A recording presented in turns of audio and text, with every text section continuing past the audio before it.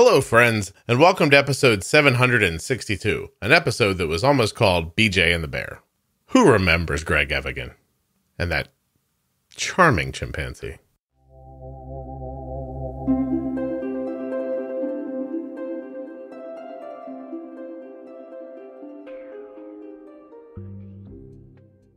Saxon is an adult living with type 1 diabetes, and he's a truck driver, which I find compelling.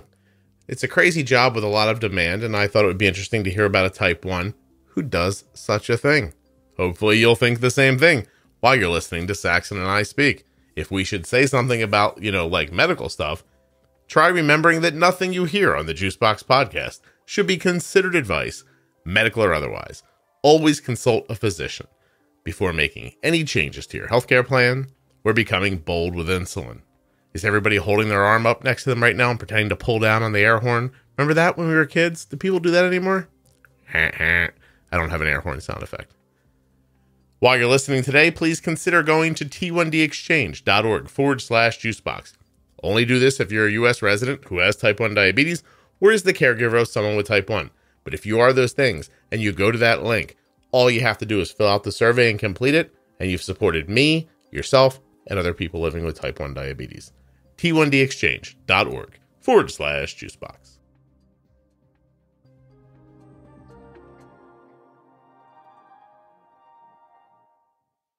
This show is sponsored today by the glucagon that my daughter carries, Gvoke HypoPen. Find out more at gvokeglucagon.com/juicebox. Today's podcast is also sponsored by InPen from Medtronic Diabetes. Not interested in an insulin pump, but you'd like some of the functionality that they offer? You are looking for the InPen. Check it out at inpentoday.com. Do not forget to check out touchedbytype1.org. Great organization helping people with type 1 diabetes. They're doing more than I can tell you, to be perfectly honest. It's just, they have a lot of what they call irons in the fire. They're doing a lot of great things for people with type 1. All they want is for you to know about it. So head over to touchedbytype1.org and see what they're doing. You can also find them on Instagram and Facebook. These are other places that you could follow Touched by Type 1 at. Go ahead and do it. What are you, busy? You don't have time? The phone's in your hand right now. Don't act like it isn't. Touchedbytype1.org. Get going. Well, my name's Saxon, and I suppose I applied to get on here when I saw a post on your Facebook group asking if anybody has any crazy jobs or hobbies.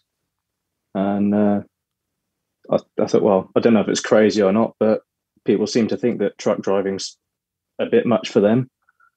So you threw yourself in with us. I suppose so, yeah. I appreciate that very much. Thank you. At least I didn't know, imagine if you're taxidermying field mice or something like that, and you have an army of them, and you're like, I have a hobby. I have an army of taxidermied field mice, and one day, and okay, thank you. I probably would have said yes to that too, but I found truck driving really interesting, as I don't know how anyone does it. I mean, yeah, what I'm saying? Like, it feels to me like, okay, I could go for a ride for an hour, 2 hours, maybe 3, and then I'm going to need to stop, walk around. I'm going to get tired. There's that road noise that kind of lulls you into a coma. And trucks are just everywhere. I mean, I imagine people know that trains, trucks, ships, that's really how we move things around the world. I guess it could feel like you just order something from Amazon and it shows up at your house in a van, but it's such. Do you mean that stuff doesn't just appear on the shelf? It doesn't just appear there, right? You've like this job that basically keeps everything going and seems difficult to me, but I'm going to find out about it and ask you some questions. So before we do that, how old were you when you were diagnosed with type 1? So I was a few months before turning 31. Oh, no kidding. How old are you now? Well, next week I'll be 34. Oh, this is pretty recent for you then. Fairly recent, yeah. Yeah. Hey, you been driving your adult life? It's 11 years now as a truck driver. Okay. So you were entrenched in your job when this happened. Yeah, sure. And a few years back, Well, when I was first started looking on some forums about training, I was seeing even then, so 11 years ago, I would have just lost my right to drive trucks altogether for being on insulin. So 11 years ago, when you were thinking about getting this job, that was a rule. Mm-hmm. When did it stop being a... I'm not quite sure when it actually stopped, but it was certainly a concern when I got diagnosed. And it was a couple of weeks' time, and 2 or 3 more weeks after diagnosis, when finally I saw one of the specialist doctors we have here, and he said, "No, you can still drive until we tell you that you can't. It's okay now. You can live a normal life as long as you look after yourself." Oh, that's interesting. So after you're diagnosed, your only remembrance of this rule is from when you first got the job, probably 6 years prior. And were you concerned that you were going to lose your job as well as get diabetes? Well, yeah, of course. Yeah. And I thought, well, this is the only way I really know how to earn an amount that I'm self-sufficient on. I'd have to completely retrain. What the hell do I do? I've got a mortgage to cover and all that. It's a little stressful. And in the meantime, I've also been told at that same time, they said I can still do it, that I also then couldn't do it for at least a month until I could show stable sugar readings. Well, that's a motivator, I guess. Yeah, well, it gave me time to learn, but it's a bit ridiculous in that you can still drive a car, you can drive a van or whatever up to 3.5 tons, but anything bigger than that, you're not allowed to drive until the doctor says that you're stable enough. Do you drive a tandem truck? You mean like, with a trailer? With a trailer, yeah.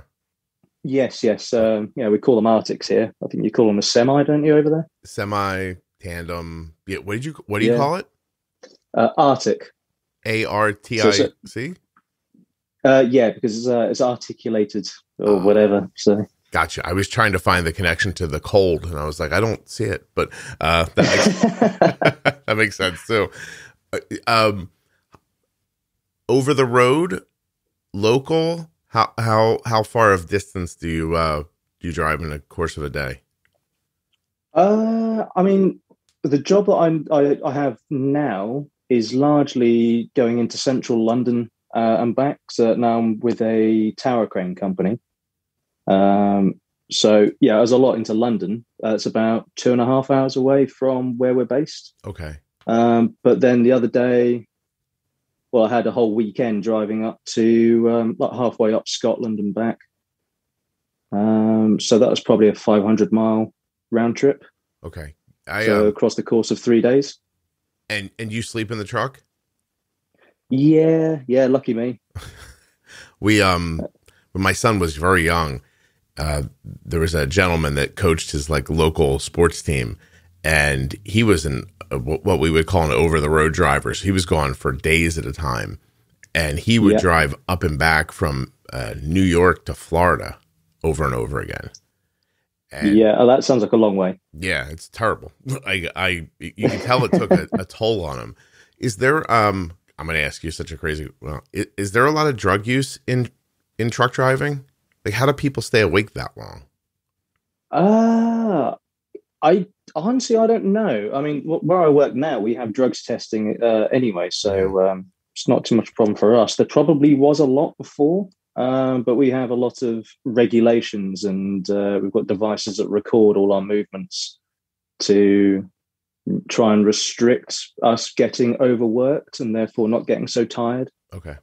Although you talk to some of the older drivers, and there was because it used to be like a wax disc in a tachograph that would just like scratch a graph on to show your movements, and they would always cheat them by putting a magnet on it to stop the needle actually moving or something, like that. So they're often cheating because they got to make more money that way, and of course they'd then work like almost an entire day and say that it was better back in that day. So you could say that you weren't driving when you were, and then accomplish your task and skip the safety regulations. Oh, yeah, and then make more money because you've got another job in, which is going against competition law and all that stuff. It's interesting because, I mean, time is time, right? Like you can't drive. how fast could you possibly drive? But the actual task of keeping the truck on the road, how technologically advanced are the trucks at this point? Do they have lane keeping? Do they do anything that helps you, or are you constantly keeping that truck in between the lines? Well, mostly it is still down to the driver to be in control of the vehicle, keeping it obviously between the lines yourself. But the vehicle I have does, it likes to make a noise if anytime you get near the white line. It will just cut out the stereo, and your lovely voice that comes through the speaker just disappears, and it's replaced with a rumble, which is very irritating, as a lot of the time it's actually it's wrong. You know, the sun could be reflecting off of a puddle, and it will think that that's the white line you're getting near. Right. So yeah, there's things there to try and help with the attention. They call it driver assist, but I think it's more driver annoy.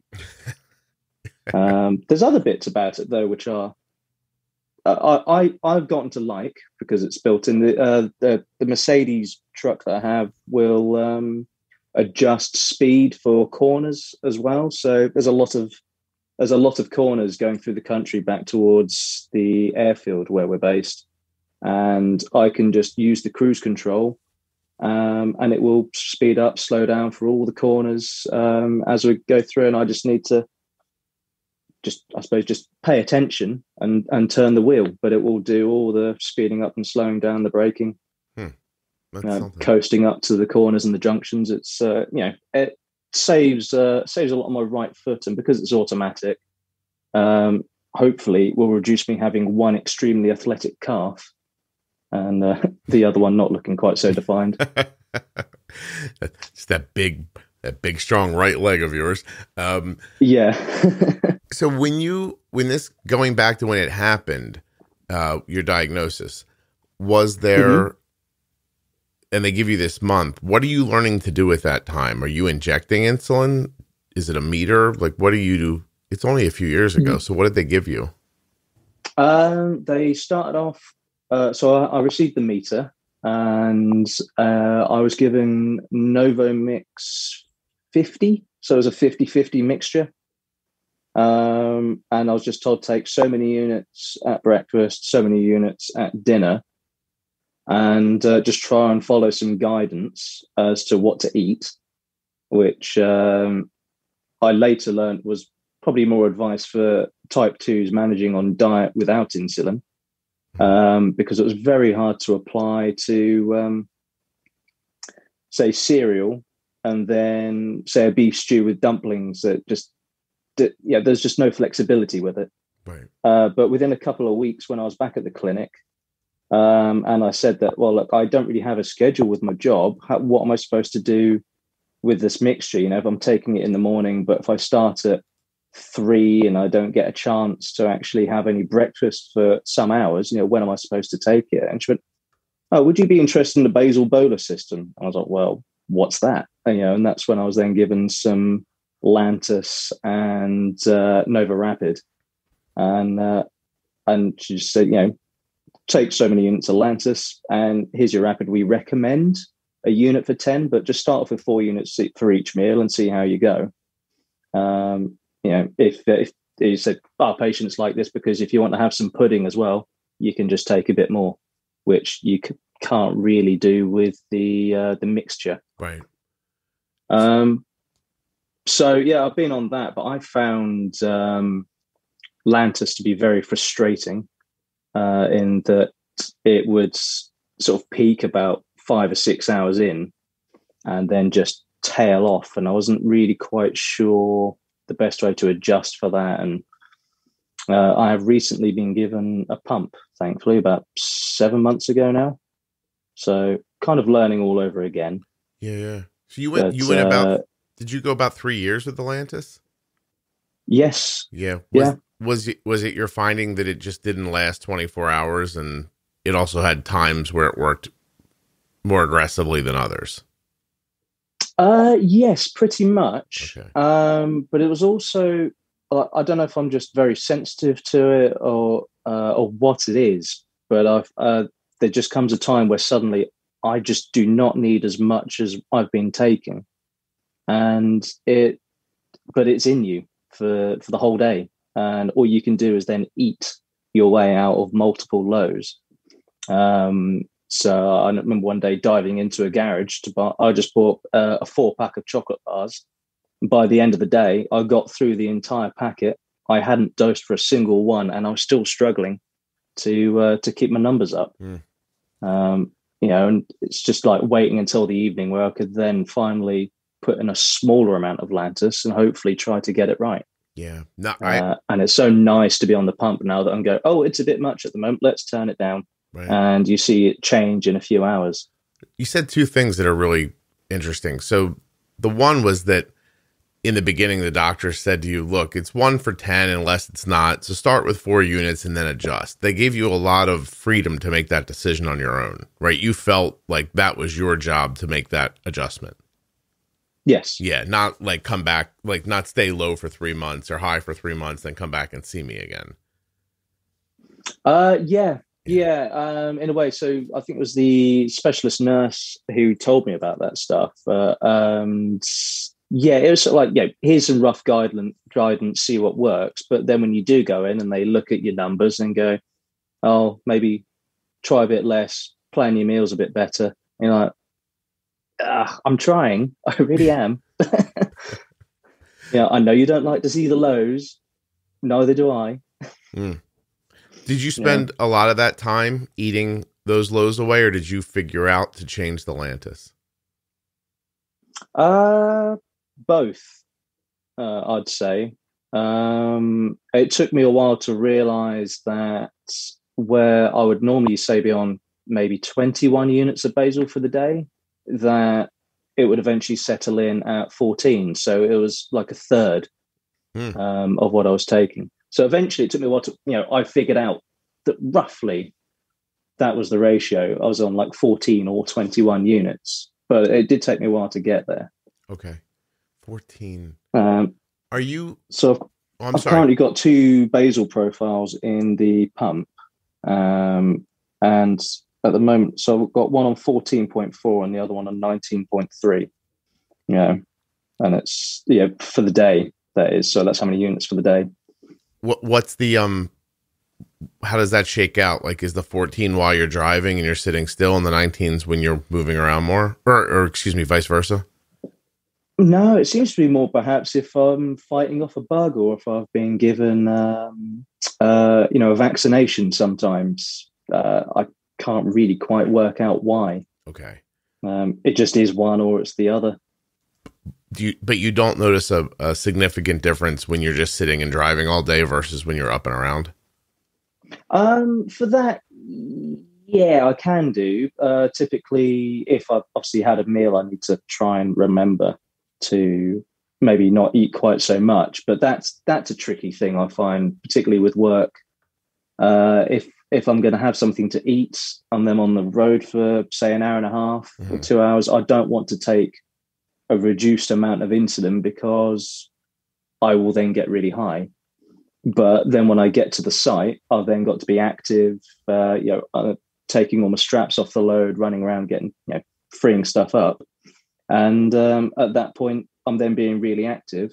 So I don't want too much insulin. And that's quite a hard thing to balance.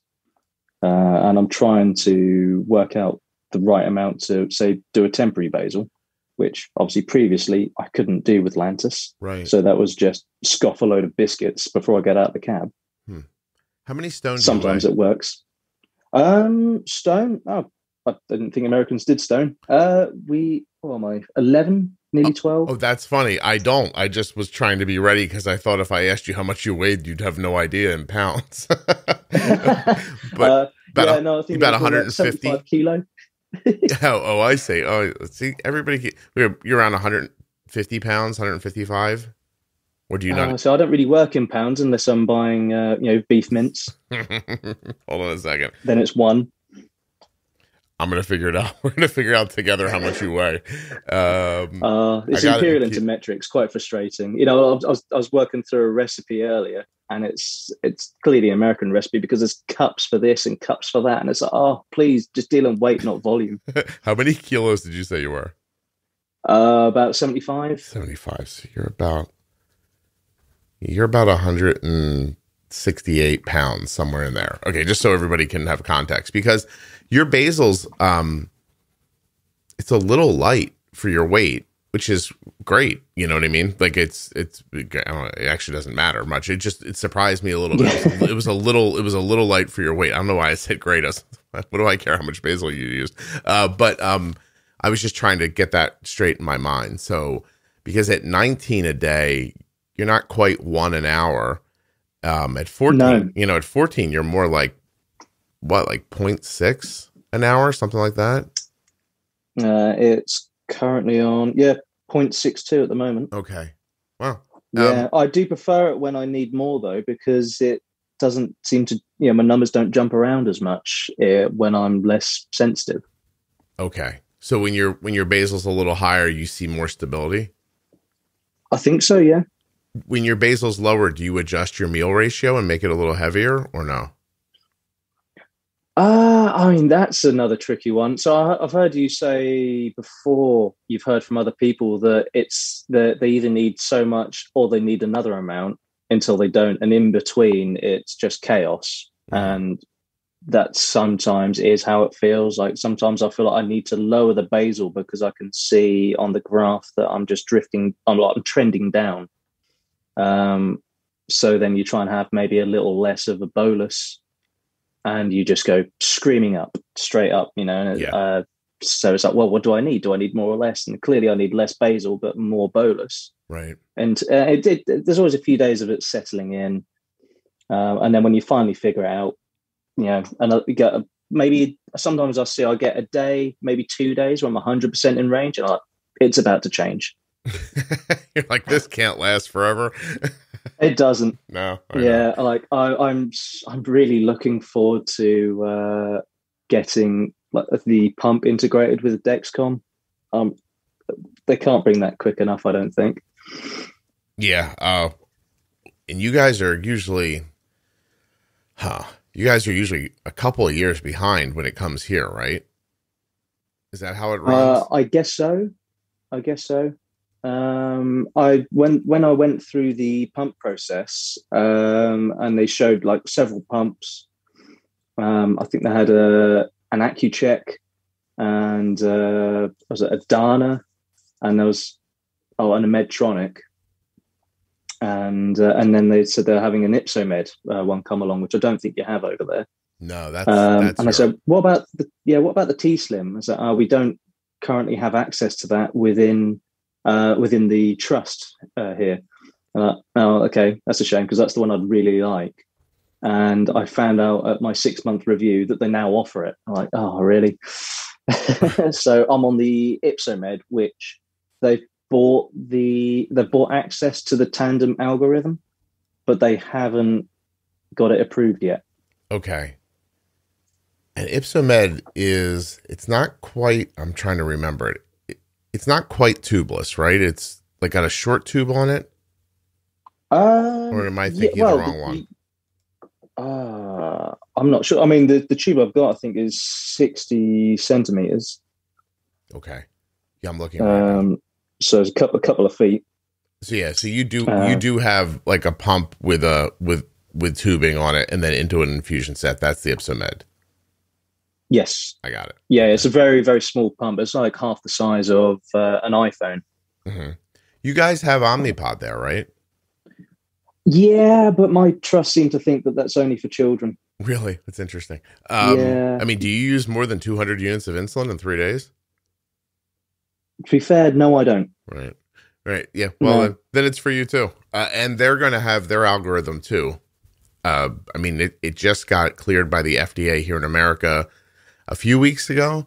They're doing a limited release at the moment, and then it's going to go wider soon.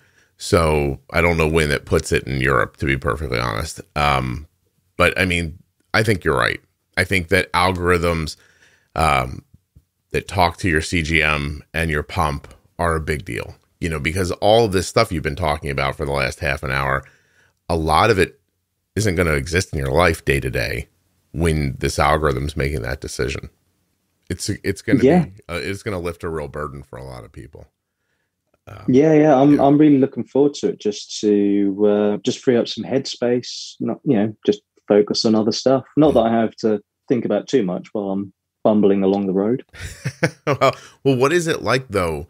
I mean, does it add an extra level of, I don't know, like concern that you're constantly driving? I mean, when people have type 1 diabetes, they usually put a lot of effort into making sure that their drives are well protected.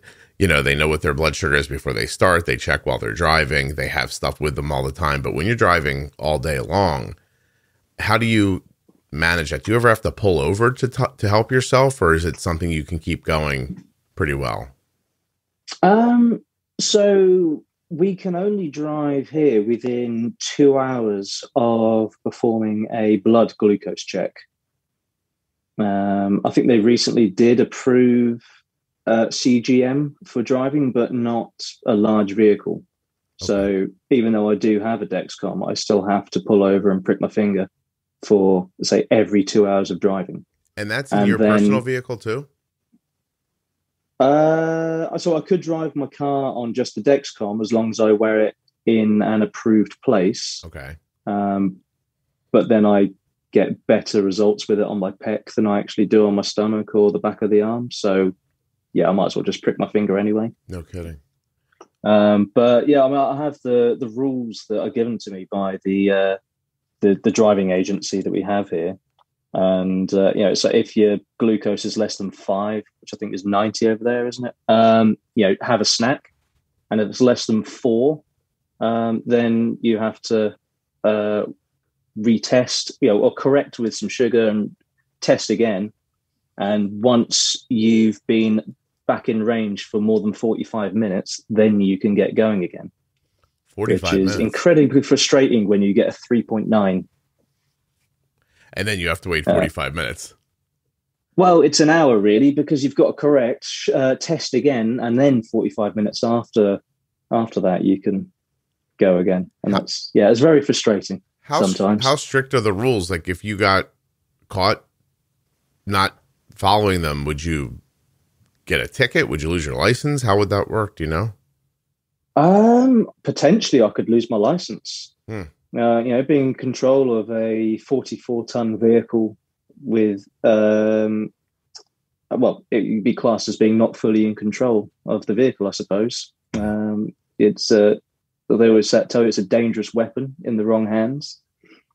They're worried about if you're low, it's affecting your concentration. And they tell you that it takes at least 45 minutes for your brain to recover from a low, which I imagine if, prior to being able to keep yourself in range with CGMs, that anytime you got below 5, you probably did feel absolutely rubbish. And therefore into a proper hypo, yes, you did need to probably stop. Because I do try to keep myself as in range as possible, I actually feel okay when I'm around the 4 or just a little bit less, just a tiny bit less. But obviously the clinics will tell you that they're worried about you losing hypo awareness. But I feel like I can function just fine. I've only had one occasion where I did think, I really do definitely need to stop. I'd just helped another driver whose load had, all his straps became loose when his load shifted. So I just helped him strap it up, got back in the truck and started to drive down the road again. And I felt like the entire cab was shrinking around me. And I just looked at my watch to see the number and like, oh, okay, yeah, that's dropping fast. This is what it means when they say you might act drunk or feel drunk with it. And so I just scoffed a load of jelly babies and orange juice and pulled over, tested, and it's like, oh, a 2.2. That felt low. Wow. I didn't enjoy that.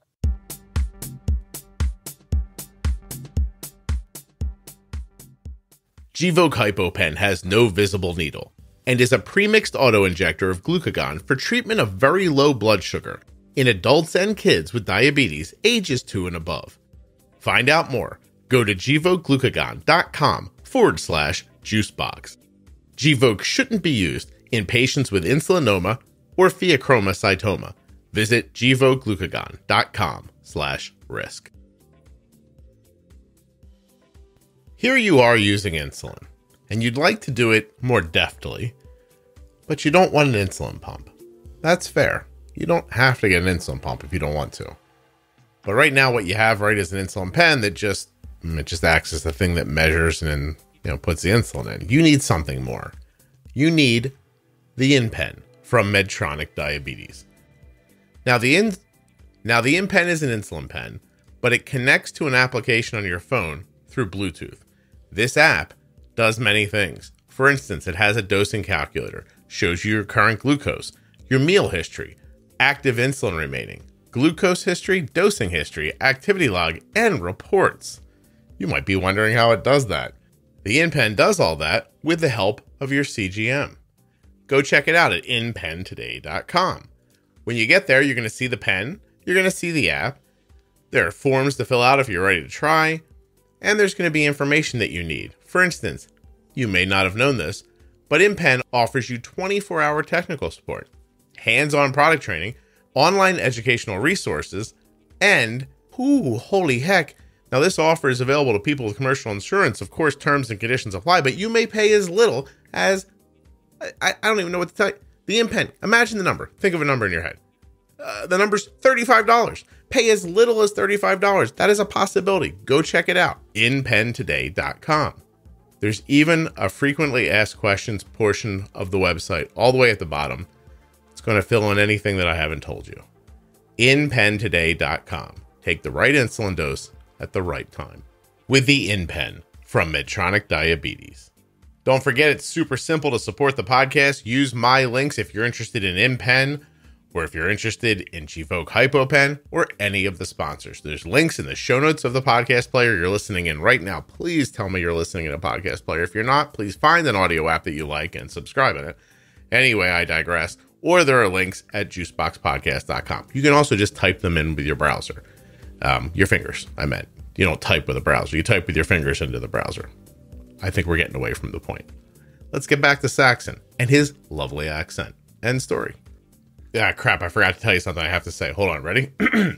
InPen requires a prescription and settings from your healthcare provider. You must use proper settings and follow the instructions as directed, or you could experience high or low blood glucose levels. For more safety information, visit InPenToday.com.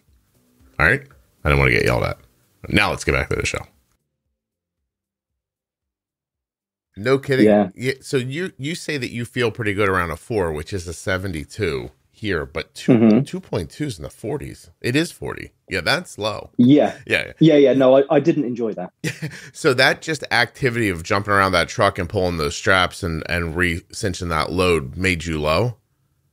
Yes, it did. And then I was struggling with lows for the entire day. So it's just one of those moments where my body's decided that it doesn't need as much insulin, but it never tells you that it's going to have that kind of day. You just have to work it out for yourself. Well, yeah, you don't know the kind of day you're going to have. But Saxon, I would bet that it's the activity and the you probably kind of activated the insulin that was already in you. So I'd be surprised if it isn't true that when you're sedentary and not moving, that you need more insulin to keep your blood sugar stable at a certain number than you do when you're active. I wouldn't disagree with that. Yeah. So I think you just jumped out, started moving around that other truck, and you caught a low. Did you have active? Do you remember that moment? Did you have active insulin? Had you eaten in the hours prior to that? Probably about an hour and a half before. So yes, admittedly, the rapid would have been peaking at that point. Right. Initially I was just thinking of trying to keep the other guy safe because he had to. His straps were dragging on the road, so I had to just try and keep him safe whilst that was happening. But as I say, later on in the day, just driving around, creeping down again and again and again. It just didn't stop then after that. Yeah, and for a few days there I was on a lower amount of Lantus again. No kidding. But now the pump it moves around. Yeah, but now the pump has made all that easier for you. Yeah, easier. Yeah. Not easy, just easier. Well, I'll tell you. Yeah, I knew it wouldn't be a fix, and the doctor did say to me when I was approved for it that I would not get better results than what I was already achieving with pens, just that I was less likely to burn out from the effort which they seem to think I'm putting into it. You know, they're very worried I get stressed with the effort, and it's like, no, here's a number, correct it, move on. Yeah, well. So you said something much earlier in the conversation that I related to a lot. The idea when you're injecting a slow-acting insulin like Lantus, you know, Levemir, Tresiba, whatever you're using, that it's in there, and now it's in there, and you can't do anything about it. I used to have that feel, at least you're an adult, right? Like, we used to inject that into my daughter when she was 2 and 3 and, 4 years old, and it was I thought that was almost the worst part of it, is that you had to put it in, but you weren't sure if you were going to need it. And then you had to work backwards from it. At least you can, tell yourself, I have to eat this, and you can do it. Like, you should try telling like a 3-year-old that's not hungry that they need to eat something, because they look right through you, but it's, you just brought back a memory when you said that. That really sticks with me, that I felt that way at the time. Like, every day you're like, I'm going to put this in, and I hope we need it today, Yeah. Watching my mum trying to feed my brother and sister all those years ago was that looked like hard enough work without the extra complication of managing diabetes for your daughter as well. No kidding. So, are there other autoimmune issues in your family line, or does anybody else have diabetes? There is no diabetes that we are aware of at all in either my mum's or my dad's sides. I've heard you mention possibly that bipolar might be a thing linked with it. We suspect that my grandma might have had it, but she died in 91, so I think back then they just called it hysteria. But that's about all that I'm aware of in terms of anything autoimmune in the family. I have to admit, when I start having bad days, I'm going to start saying I have hysteria, because that sounds like a nice way to describe a day that's gone wrong. What's wrong with you? I'm a little hysterical. Leave me alone. Yeah, that sounds like a good plan. Not today. Any thyroid stuff? Not that I've heard of. Okay. So it's fair to say that you were completely shocked to have diabetes? Yes, absolutely. I think the only thing that makes sense to it was that earlier on that year, I had the flu. That's the only thing I can really see as being a trigger for it, because for about 3 months, I just had absolutely no strength. And then come the summer, I start seeing a few other symptoms, which I can now relate to it. Dealing with a little bit of thrush, and then later on I started losing weight, and then I was like, I remember thinking that I went out for a run. I thought I'll start running, and that night I had to wake up 5 times to go pee, and I'm like, well, obviously it's not actually related, I don't think, but that kind of put me off running a little bit. And then it's like, okay, every hour I'm driving on the road, I have to pull over. What's going on? And it was quite a shock for it. Even in the hospital, the doctor was asking me, like, do you have any pain in your stomach? Have you been throwing up at all? Like, no. Are you tired a lot? Yeah. Sometimes I'm up at 1 a.m. to start my job. Okay. You pee a lot? Yeah. I like coffee. You can write so many of these things off. Sure. But when you really have all the symptoms there, like, oh yeah, they're all there, aren't they? Yeah, this makes sense. The thrush is like a yeast infection in your mouth, right? I had it more in other sensitive areas. And so there was a couple of like conversations, I suppose, with my now ex wife, but it's like, I don't know what's going on here. Maybe not tonight if you don't want to catch this. I don't know where it's coming from. And I was seeing the doctor. Well, I went to the local doctor a couple of times, and I was getting some creams. And then one day I went in, so it's still not going away. But I now feel like I'm also peeing away my weight. And went, that sounds like diabetes. Let me go get the meter. I'm like, excuse me. Wow. So the thrush alone didn't get him, but you mentioned the urination. He went right to diabetes. Yeah. Yeah, because he saw the high blood sugar because of the yeast. infection. Yeah, yeah. Yeah. Wow. Well, it's the weight loss as well. And the weight loss. How long did it take you, do you think, to diagnose it? A couple of months? I suppose from actually seeing the doctor for that, yeah, it probably was a month or two. Okay. But I think I can trace symptoms back about 5 or 6 months. Wow. That's a long time. It's not Yeah. something, it's just not something you expect as an adult, especially if you don't have it in your family. And it sounds like your onset might have been a little slow. Do you remember what your blood sugar was when he got that meter? When they tested me in the hospital, it was 29. Okay. Not that I've quite got the conversion for you there. I got it. It's about 522 for here. Okay. Yeah, which is high, but not the highest number I've ever heard. How did you feel? Oh no, I've had some high numbers on your show. Yeah, sometimes you're like, wow. But how did you feel at that point? The tiredness, was it getting worse, or was it just that you were? Yeah, I suppose so. I mean, I was quite happy to get myself into bed at 8:00 some nights. And then once I started taking the insulin, I was like, oh yeah, I've got the energy back. But it's you do get used to feeling rubbish, and you just get on with it. You adapt. I'm going to ask you a question. It's none of my business, Saxon, so you can tell me to go ahead. Screw off. But did the diabetes have anything to do with the end of your marriage? Some people would think it like that, but no, I think I can honestly see patterns in her behavior long before that, which led up to us getting divorced. Okay. Was it used as an excuse? Maybe it was a little bit at the end.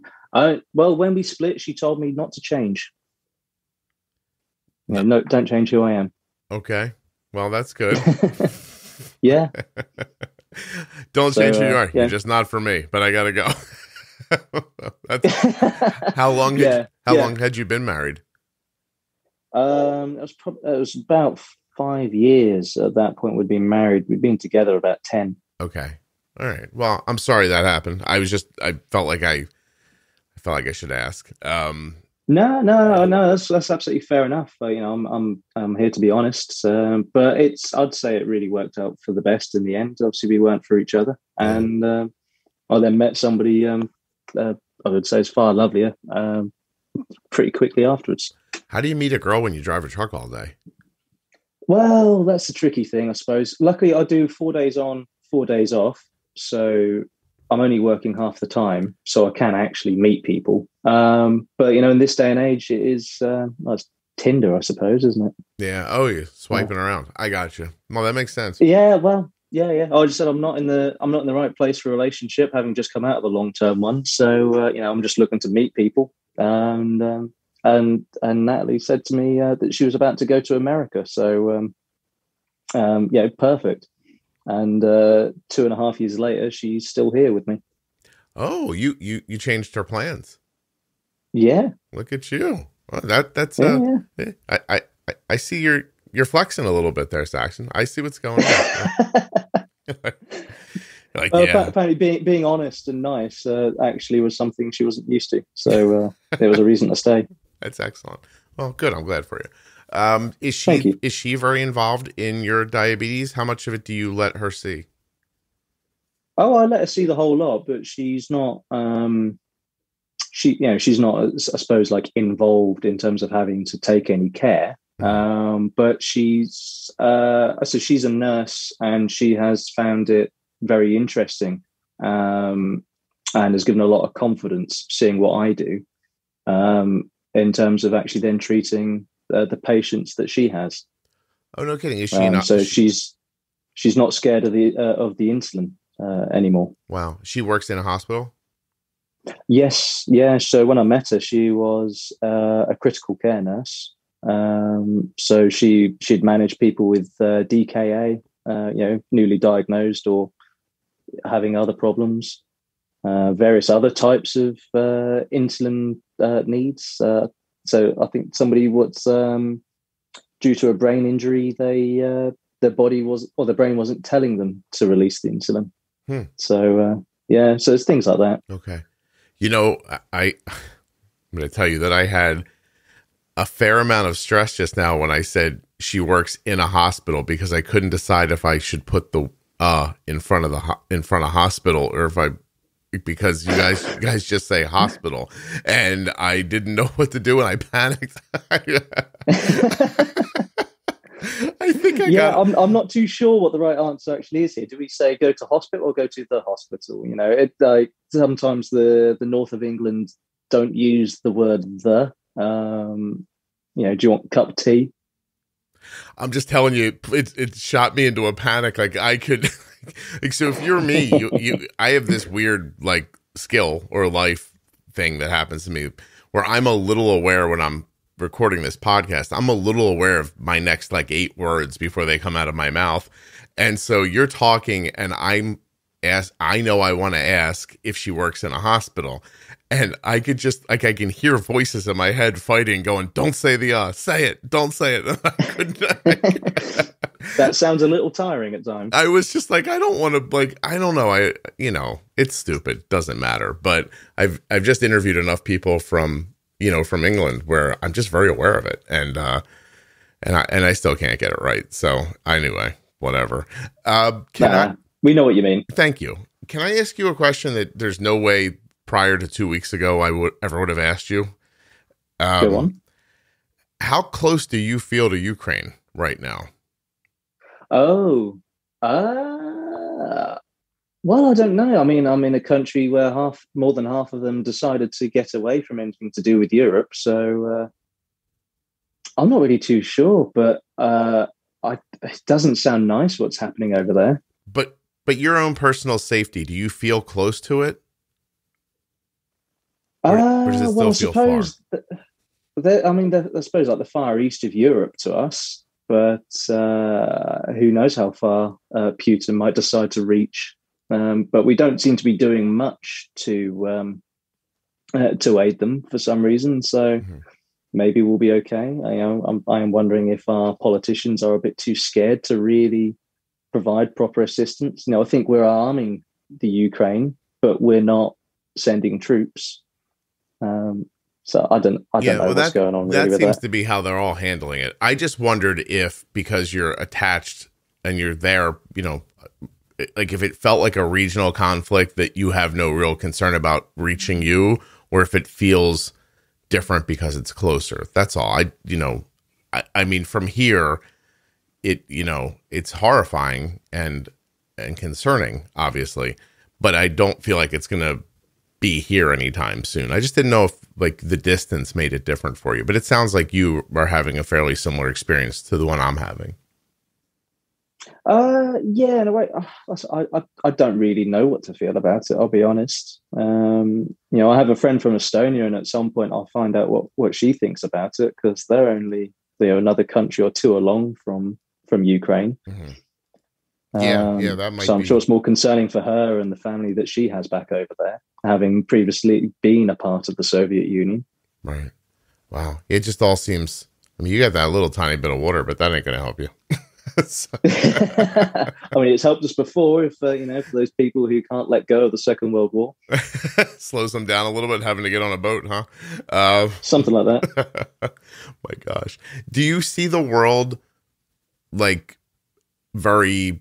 Does the internet? What's my question? Like, does the internet make everything seem local at this point? Like, do you have more understanding of the United States, for instance, and places that are far away? In your 30s than you did in your teens and your 20s? Possibly. I mean, I try and stay off social media because it's just, I don't know, it's just saturated with rubbish, and I don't like going on there. And the news is just too damn depressing. Right. So I have to admit, a lot of what I pick up about the world these days, I actually get from hearing your guests. Oh, no kidding. From wherever they are, because at least getting somebody's own personal story with it. But you turn on the news and it's like, like for a couple of years it was Brexit, more Brexit, and it's like, can we have something else? We're talking about COVID. Okay, that's getting boring now. Can we talk about Brexit again? No, that's still bad. There's just been very little to make me feel like I want to tune into the news. One day I thought, let's find out what's actually going on in the world. again after like months of not listening to the radio, and I was like, oh, Stephen Hawking died. Oh, that was no. I wish I hadn't tuned in now. Yeah. Now I'm sad. It's just depressing. Yeah. I know we were on a car trip the other day, and my wife's like, put the news on. I want to hear about Ukraine. And we listened for, 10 or 15 minutes. And I don't know, a couple hours went by, and she's like, put it back on again. And we put it back on again. And I realized they were just saying the same thing. And then I started paying attention. At the top of every hour, they were just making the same statement and then having the same conversations off of it over and over again. I said to her, I was like, there's no new news here. Like they're just re-saying the same thing over and over, So yeah, it's 24 hours of news, but it's no longer new. No, and they've already said it. My favorite part is that every time they say something, they go, this is breaking news. I'm like, everything can't be breaking news. Like something. I don't know. I agree with you. I do my best to stay away from just mass market media news. And even like you said, like Brexit is a good example. You start getting involved in these like political discussions, you realize that you have almost no say in how this goes, and it's going to do what it's going to do anyway. And being twisted up in the moment to moment of it really is no value to you. It doesn't make you better informed. It just sort of makes you, I think it makes you just kind of more nervous and anxious, honestly, about something you have no effect on. Yeah. I think I spent a day listening to like COVID updates and getting a whole bunch of stuff. And by the end of the day, I felt awful. I'm like, no, I'm going to go back to audiobooks, podcasts, whatever, get some music going on. Let's just stay away from the radio. How is that driving a truck during COVID? Like, because you travel a distance, then you have contact with people, I imagine. Did that change what happens when you get to a destination or do a pickup? Yeah, for a while that was definitely a different experience. Arriving at the site, not being allowed inside, they'll cut, not allowed in a warehouse. They'd come out and meet you as long as you've already masked up, even though you're outside. Take your keys off you still, but they go in a bag. They'd hire in portaloos to be in the yard so that you don't go inside to use their toilets. That's strange. Not everywhere's completely relaxed yet either. In some ways it was kind of nice because other places where they normally would take your keys and they'd sit you in a different room where you weren't allowed to stay in your vehicle, they stopped all that. So I was like, finally I can stay where I'm already comfortable with my own stuff and my food. Right. I don't really have to deal with that too much now. Okay. Because when I first got in touch with you, I was part of a general haulage company, and we were moving a lot of just various goods. Now I'm part of a crane company. It's we're just going to building sites. Just take the crane, drop that off, leave. Mm-hmm. It's not too bad now. Can you explain to people step by step how to pee in a bottle while you're driving? I'd imagine. You'd imagine one that's got a big enough spout. I personally haven't tried it because I don't want to get it wrong and have it all over my seat. But I remember one man saying he met up with a couple of Irish drivers in Liverpool. Had a couple of pints with Guinness with them, and then they set off towards Dover to get on the other Channel Tunnel. And he said after 10 hours, he just had to stop and pee, and they just kept going. So obviously they've mastered. They know how to do it. Yeah, I guess. Yeah, I'll just pull over. I mean, now I have to anyway. I won't do that. I imagine the wide mouth bottle is pretty much it's the key to the whole thing, honestly, right? I mean, there's times where, like you park up in a service station for the night, and it takes like 3 or 4 minutes to walk inside to the facilities, and it's chucking down with rain. You're like, no, I'm just going to pee in a bottle tonight. Are there places that when you stop, like have shower facilities and things like that for you? Yeah, there are a few of those around. Not necessarily good, but you know, they are available. Okay. Not something you would want to use on purpose, just more of a necessity. Yeah, some of them aren't too bad. Some of them, there's a couple of places where they're really nice. A lot of them are, you know, just about adequate. One of the like private truck stops that we have, I don't think it's particularly good for it. Because we have a payment system, so that you just give your registration, the company is billed, the driver doesn't have to pay over money and wait for any expenses to come back. But because this company then takes a percentage, the truck stop has decided that to get that money back, they'll then not include a shower token with the parking.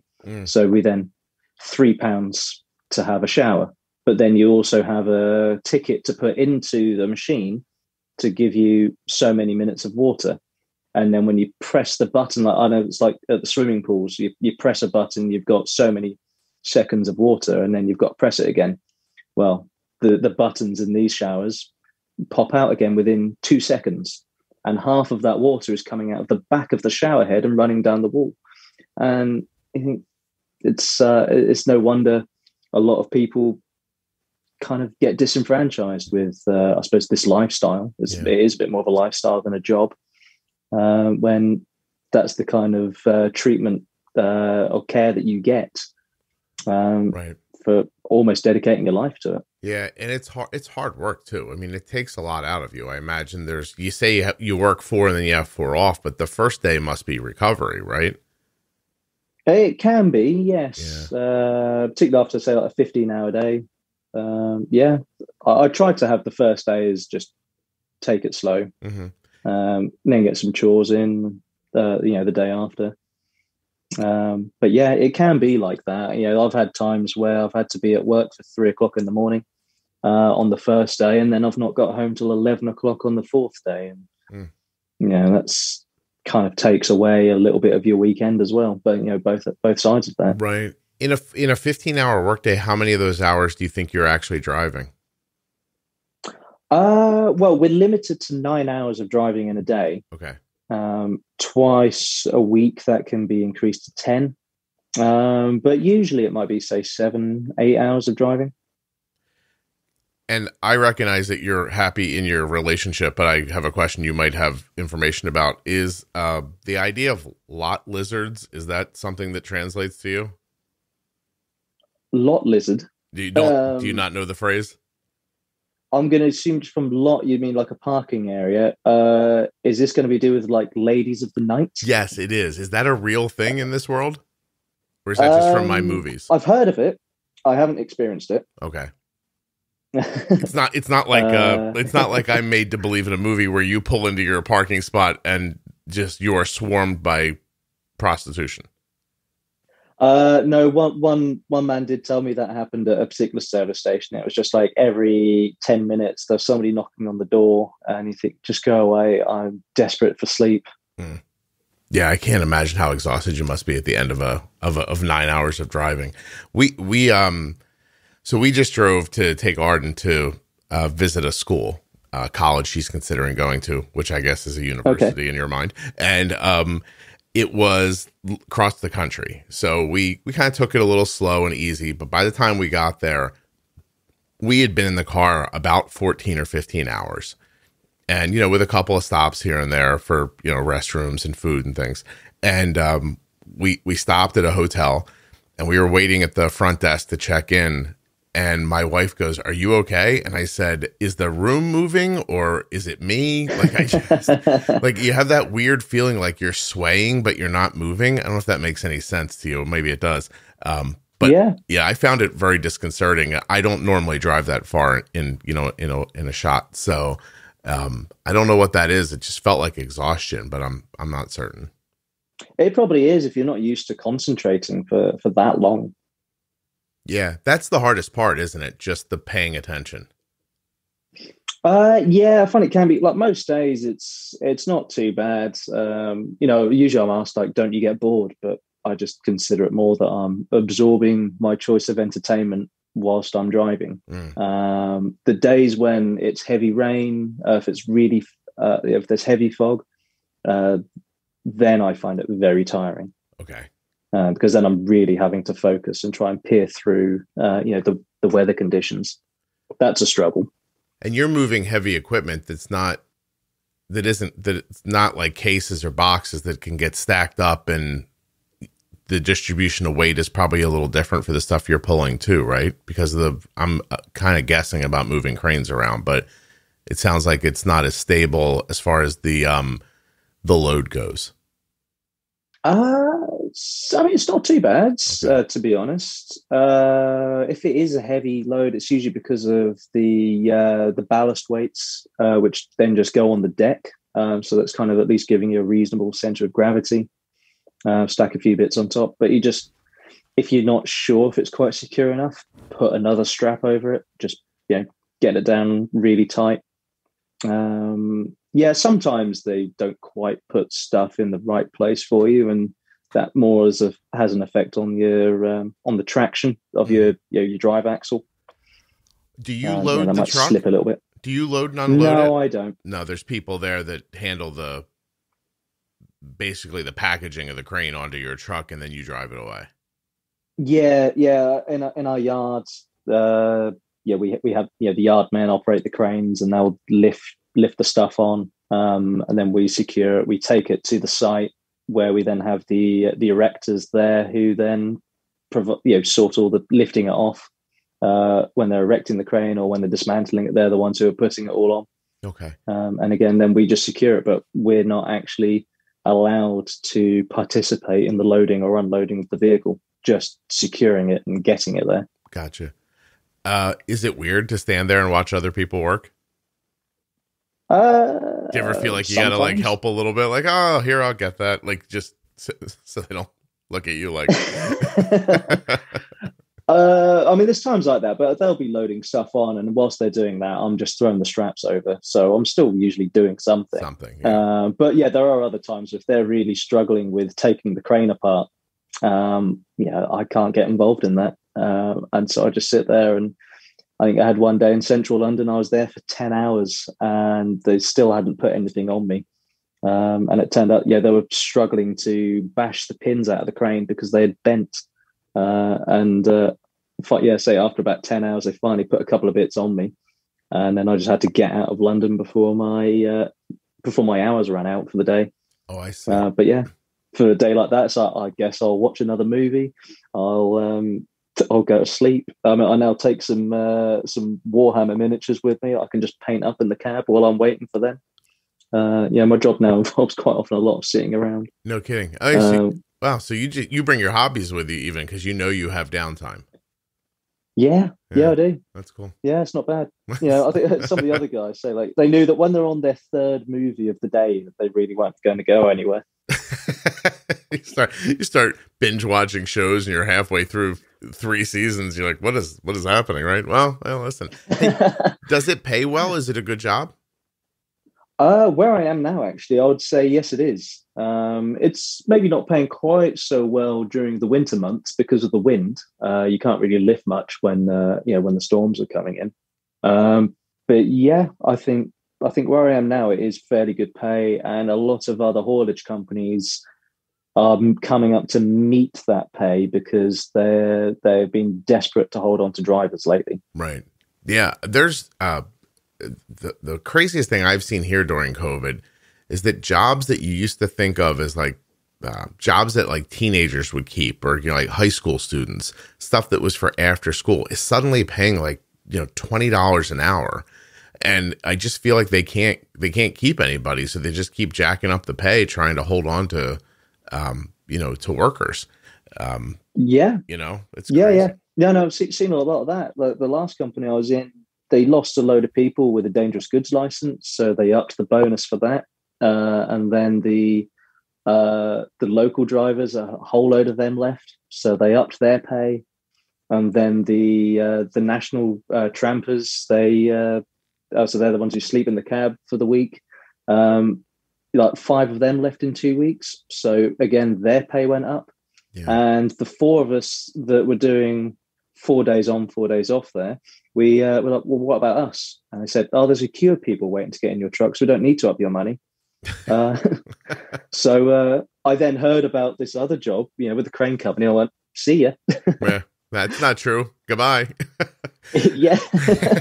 How long does it take to train? Like if I showed up there in my mind and I was like, I'm going to drive these trucks. I'm going to go do what Saxon does. I have no training at all. How long would it take me to get the license? I think it took me 3 or 4 months before, so applying for the provisional category on your license, getting in the medicals, doing the theory, having the first test was for just driving a rigid truck, so like just one without a trailer. Mm-hmm. So then you can just go and drive one of those once you get your license. You could do your test back from that, and that was I did a 3-day course followed by a test. Okay. Because you already know how to drive. They're just adjusting your driving style to a bigger vehicle For the size. Yeah. Yeah. So then it's just wait for the license to come back, and then get booked in to do the next category, which is to have the trailer on the back as well. Mm-hmm. So that was about 3 or 4 months. At the moment, because of COVID, getting licenses back from the DVLA is taking so long. Okay. I think because I have to have my license is on a 1-year restriction because I'm on insulin. So every year I have to submit renewal due to medical grounds, see a couple of doctors. In the meantime, I can continue to drive until I'm told otherwise, but I am having to, let's say, keep renewing the license. And last year that took 9 months to get the license back. My brother, who is I think he's going to be 19 this year, he's applied for his provisional license so he can start driving, and he sent that off, I'm sure, in September. He is still waiting to get his provisional license back. So at the moment, he is just stuck in the town that we've come from. He can't go anywhere yet. I don't know if he wants to, but he doesn't have that option. He just can't. Wow. Yeah. They're just taking so long to do anything. Right. And you can't get on the phone to them. It just says there's no one available. And like, thanks. I just sat through a 5-minute message to get to this point. So it's a 9-minute wait to reset a 1 year, a 9-month wait to reset a 1 year cycle. Yeah, that's not working. It seems like that. And I have another colleague as well who was also type 1, and we've submitted maybe a couple of weeks apart for our licenses. And so he said, right, okay, well, I'll do a bet with you. Whoever gets their license back first has to give the other one a packet of jelly babies. Diabetes betting. It's less fun than the other kind. Yeah. Do you also gets in a lot less trouble? Yeah, no kidding, right? When you submit that for reinstatement, basically, is it something you have to get from your doctor? Do you have to write down logs? Do you have to send them numbers? Like, how does that work? So I'll just let the DVLA know that I wish to continue driving. I wish to keep the category on my license, and then they send out a questionnaire, and then there's stuff in there like, are you on insulin? Have you had any severe episodes? And you're allowed 1 a year with help. That's okay. Any more than that, and then they're really going to question your ability. Mm-hmm. How many hypos would you say you have on average? Like so many a week or so many a month or hardly any. Have you lost any limbs? All that kind of stuff. Okay. And then they say, we'd like to get some more information. So we've arranged an appointment for you with a doctor. Mm-hmm. And so then the doctor looks through your meter to just see the last 3 months of sugars, just to show that you're not having too many hypos. And if you are, that you're correcting them. And you think, well, you're here, aren't you? Yeah, right. You're still alive. And after another month or so of that form being sent off, they say, we want some more information. So we've now arranged an appointment for you with an independent doctor. So I then have to drive another hour up the road. A friend of mine, I've got a perfectly good hospital within 10 minutes. So I have to go to another hospital and see somebody there who does exactly the same thing. Looks through the last 3 months of readings, says you're okay. He asks you a couple of questions about, do do you keep carbs within easy reach? If you do have a low, what do you do then? When do you feel a low coming on? And just writes all that down and sends that off, and then you get your license back for another year, and then you've got to repeat the process. Yeah, well, that sounds. But tiring. thankfully, yeah. I've only done it a couple of times so far, but I'm sure it will get tiring. Saxon, I appreciate you doing this. I have one last question that has absolutely nothing to do with any of this, and if you think it's silly, you can just tell me. But in your mind, how do you think of the Beatles? Like when you think of Paul McCartney, do you think he's a genius, or do you just do I think differently of him because he doesn't come from here? Does that make sense? Oh, I would say I prefer the Rolling Stones. Okay. All right. And you're younger too. So it's interesting that, it's not music that you didn't grow up with it the first time. Obviously I didn't either. But I'm just interested to when something comes from the place you are, is there lore around it here that doesn't exist there? I don't not love the Rolling Stones. I'm just interested. Do you think Paul McCartney's a genius? I don't know. I think the song "Hey Jude" certainly ruins any appreciation that I have for him, because it just goes on for far too long. I won't deny that the Beatles have clearly had an influence on music. I respect them for what they've done, and for the I suppose the ability they had to play, when they went over to America, to be able to play through the screaming crowds in the stadium with the tiny little speakers behind them where they couldn't hear each other, and be able to do that when they got there. But no, they're not really for me. A bit soft, I have to say. Mm-hmm. For me, though, that's the thing. I like the Rolling Stones because they rock a lot more. It's amazing they're still playing. But I like it heavy. I like it heavy. It's amazing those guys still play. It's crazy. Mick Jagger still puts on shows. Paul McCartney pulls himself out once in a while and sings. It's it's ridiculous how old they are, Yeah. I see the Rolling Stones drummer died, I think, last year, didn't he? Recently, yeah. Yeah. And then Keith Richards just needs an iron when he goes on stage. But otherwise, I don't know. But what I'm looking forward to seeing later this year is Rammstein. So that's more my, my taste. Mm-hmm. So when you go out is that going to be a festival, or will you just see them? No, this is a concert in a stadium. Okay. I'm gonna have to go over to Wales for that one, but I've been waiting 2 years to get there.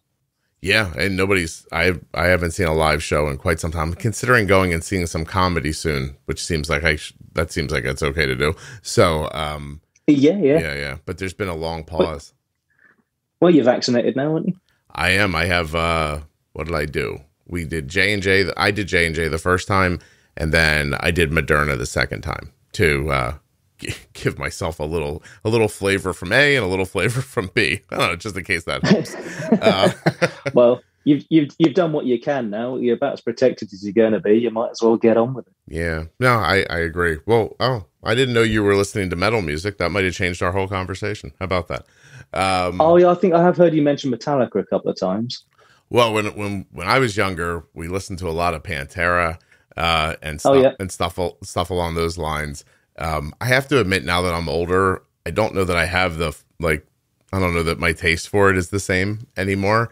But I still enjoy it periodically.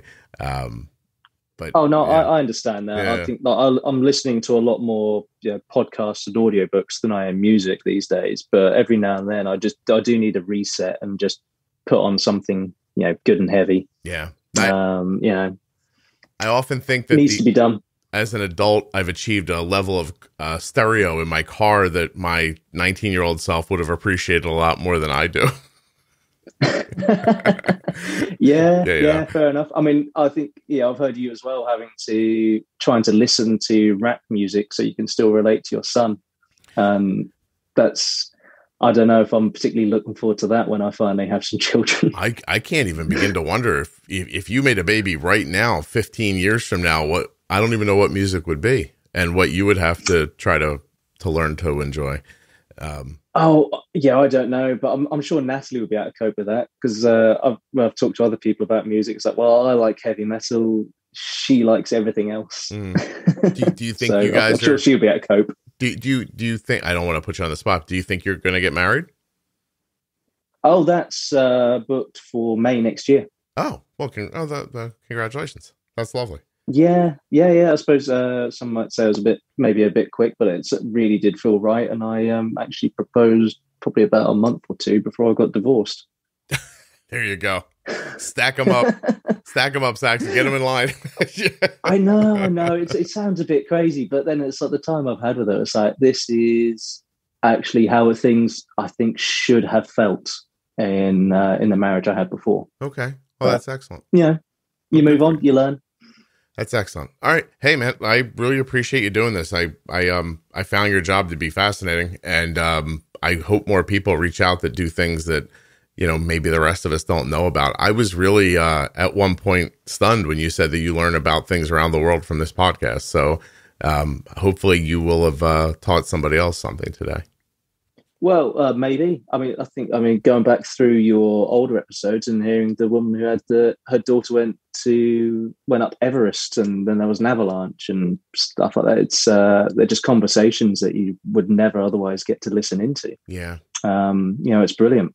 I will say, when I first found your podcast, I looked back to see if there was anything to apply to, say, the job I'm doing. And I was very disappointed when I listened through the episode, Just Keep On Trucking, and that it had absolutely nothing to do with trucking. And then obviously over the time, I've learned that your titles don't seem to have anything to do with what's happening. Apart from, obviously, the After Dark episodes, I have to say, are fantastic. They give me an insight into a lot of things that I would otherwise have no contact with or insight. So I think they're brilliant, and you should definitely keep doing those for people. I agree. I enjoyed doing them very much, actually. And I've had, actually just last night on social media, the girl who came on and talked about being diagnosed during a heroin bender, oh, yes. She was just right in front of me on social media, and I thought she looked so good, and it made me happy. She just looked like she was doing so well. And I agree. Like, there are stories where you're just like, I don't know anything about this world. And it's fascinating to hear more about it. I actually think yours is not an After Dark, but it's a very similar situation. Like, we don't think about, truck drivers. It's a tough job. It's incredibly important. And I don't think anybody I think they look right through it. They don't even see it. So, I mean, between that and the girl that was a stripper from a few episodes ago, I find it all really fascinating. And I'm sorry about the titles of the show. I don't know what to do. Like, today's episode is called Chile Chacho. And I don't even believe those two words actually go together. I didn't even care. Okay.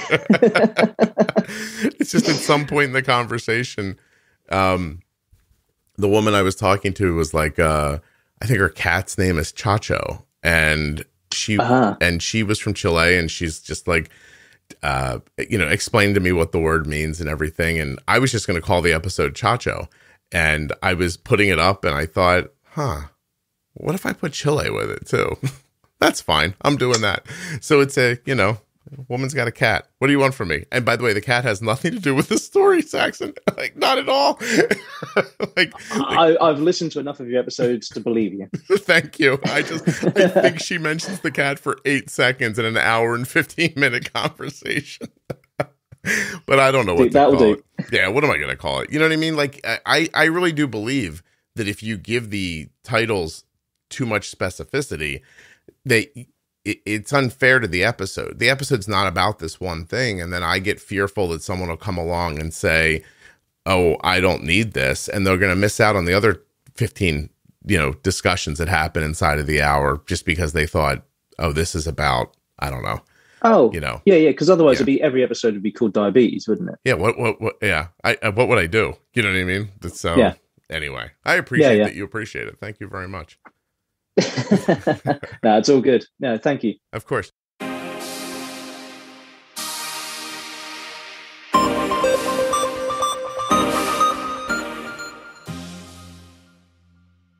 A huge thank you to one of today's sponsors, Gvoke Glucagon. Find out more about Gvoke HypoPen at gvokeglucagon.com/juicebox. You spell that GVOKEGLUCAGON.com/juicebox. And I'd also like to thank InPen from Medtronic Diabetes and remind you to go to InPenToday.com to get started right now with the InPen.